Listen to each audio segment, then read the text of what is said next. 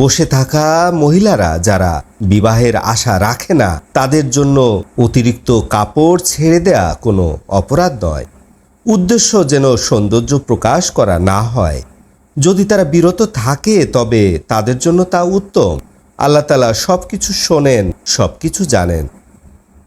অন্ধের জন্য দোষ নেই, ল্যাংড়ার জন্য দোষ নেই, রুগ্নের জন্য দোষ নেই এবং তোমাদের নিজেদের জন্য দোষ নেই যে তোমরা তোমাদের ঘর থেকে খাবে অথবা তোমাদের পিতাগণের ঘর থেকে খাবে অথবা তোমাদের মাতাদের ঘর থেকে খাবে অথবা তোমাদের ভাইদের ঘর থেকে খাবে অথবা তোমাদের বোনদের ঘর থেকে খাবে অথবা তোমাদের চাচাদের ঘর থেকে খাবে অথবা তোমাদের ফুফুদের ঘর থেকে খাবে অথবা তোমাদের মাতুলদের ঘর থেকে খাবে অথবা তোমাদের খালাদের ঘর থেকে খাবে অথবা যে ঘরে তুমি চাবির মালিক সে ঘর থেকে খাবে অথবা তোমাদের বন্ধুদের ঘর থেকে খাবে।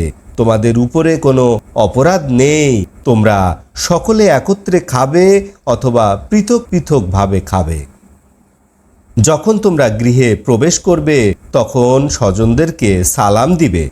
আল্লাহর পক্ষ হতে অভিবাদন বরকতময় এবং পবিত্র। এভাবেই তিনি আয়াতগুলি পরিষ্কারভাবে বর্ণনা করে দেন যাতে তোমরা বুঝতে পারো।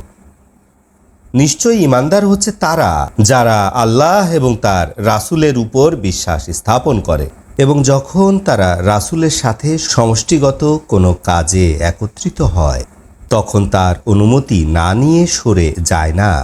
নিশ্চয় যারা আপনার কাছে অনুমতি চায় তারাই আল্লাহ এবং তার রাসূলের প্রতি বিশ্বাস রাখে। অতঃপর যখন তারা কোনো কাজের জন্য আপনার কাছে অনুমতি চায় আপনি যাকে ইচ্ছা অনুমতি দেন এবং তাদের জন্য আল্লাহর কাছে ক্ষমা প্রার্থনা করুন। নিশ্চয় আল্লাহ তাআলা ক্ষমাশীল দয়াবান। রাসূলের দোয়াকে তোমরা তোমাদের পরস্পর দোয়ার মতো মনে করবে না। নিশ্চয় আল্লাহ তাআলা তোমাদের জন্য তাদের সম্পর্কে অবগত আছেন যারা আড়াল করে চলে যায়।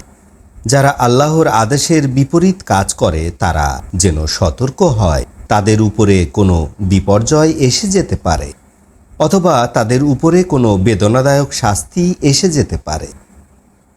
জেনে রাখো, আকাশ পৃথিবীর মাঝে যা কিছু আছে সব কিছুর মালিক আল্লাহ তাআলা।